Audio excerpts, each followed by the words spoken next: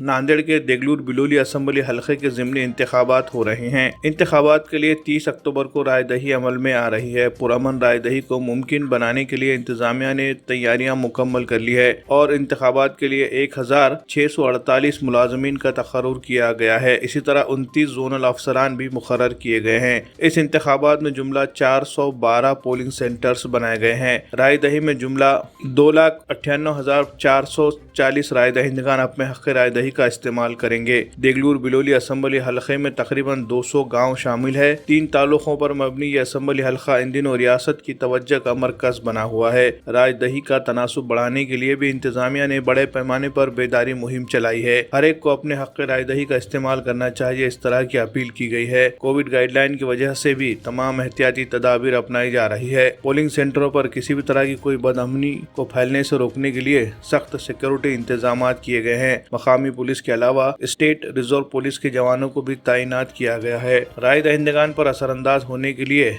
अगर किसी भी तरह की लालच या धमकी देने की कोई शिकायत आती है तो इसके खिलाफ कार्रवाई के अहकाम भी दिए गए हैं। इंतखाबात में किस्मत आजमा रहे सभी उम्मीदवारों की किस्मत का फैसला राय दहिंदगान करने वाले हैं।